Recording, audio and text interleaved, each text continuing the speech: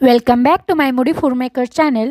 दिसत आहेत ना चविष्ट सुमधुर ब्राऊन असे मालपोहे। चला तर मग पाहूया आजची रेसिपी। सर्वप्रथम 1 कप गव्हाचे पीठ घेऊया। गव्हाच्या पिठामध्ये जर गुठळ्या असतील तर तुम्ही गव्हाचे पीठ चाळून घेऊ शकता। गव्हाच्या पिठासोबत थोडासा अर्धी वाटी रवा टाकला तर खूपच छान असे मालपोहे होतात। हे रवा ऑप्शनला आहे। त्यानंतर चवीनुसार नमक टाकून घ्यायचे आहे। त्यानंतर मी दूध टाकून घेणार आहे। तात्पुरते 1 वाटी दूध घेतलेले आहे। हे दूध एकदम टाकून घ्यायचे नाही तर जरा जरा असे टाकून घ्यायचे आहे। जसजसे मावेल तसतसे टाकून घ्यायचे आहे।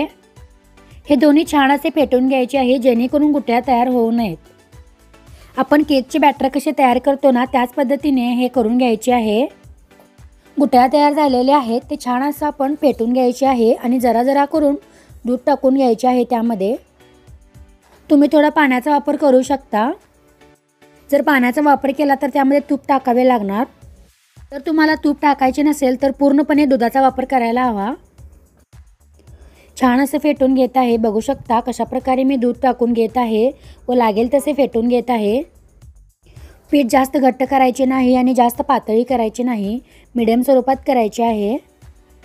तुम्हाला जर यामध्ये टेक्स्चर येण्यासाठी खसखस वापरायची असेल तर तुम्ही वापरू शकता। खूपच छान असं टेक्स्चर येतो यामध्ये। किंवा थोड्याशा बडीशेपच्या पुडीचाही वापर तुम्ही करू शकता यामध्ये। कमीत कमी 5 ते 10 मिनिटं छान असे फेटून घ्यायचे आहे जेणेकरून पूर्णपणे गुठळ्या जातील। ही रेसिपी आहे ती अगदी घरच्या घरी होते। म्हणजे चपातीला लागणारे पीठ म्हणजेच गव्हाचे पीठ आहे ना त्याचा वापर करून ही होत असते आणि घरामध्ये दूध हे अवेलेबल असते आणि साखरही असते, त्यामुळे लगेच होणारी ही रेसिपी आहे। तुम्ही माझ्या चॅनलमध्ये नवीन असाल तर चॅनलला नक्की सबस्क्राईब करा। छान असे मालपोहाला लागणारे बॅटर तयार होत आहे। बॅटर पूर्णपणे रेडी झालेले आहे। जसे मालपोहाला लागतात ना तशा प्रकारे झालेले आहे। आता हे 5 मिनिटं आपण ठेवून देऊ। आता आपण साखरेचा पाक तयार करायचा आहे।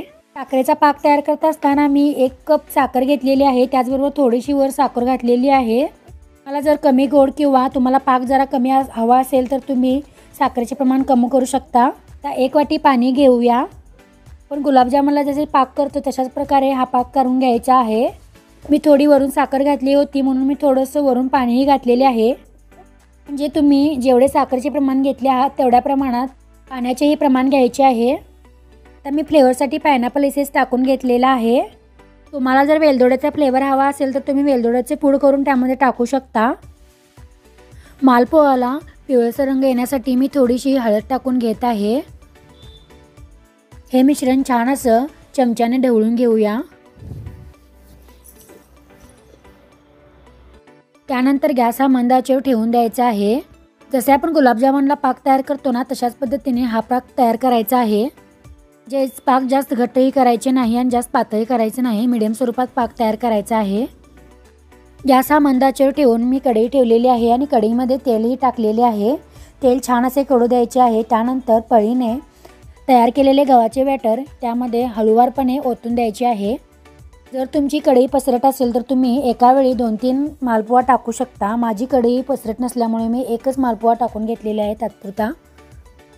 बघा दिसत आहे ना जाळीदार असा मालपोहा, किती छान दिसत आहे बघा। तळलेला मालपोहा वर आल्यानंतर मी दुसरा मालपोहा टाकून घेत आहे। छान असा तांबूस कलर येऊपर्यंत तळून घ्यायचे आहे।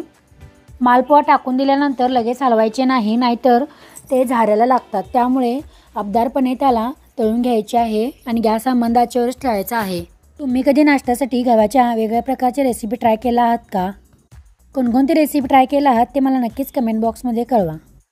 बघा किती छान असा मालपोहा तळलेला आहे आणि त्याच्यावर टेक्स्चर तर किती छान आलेले आहे बघा।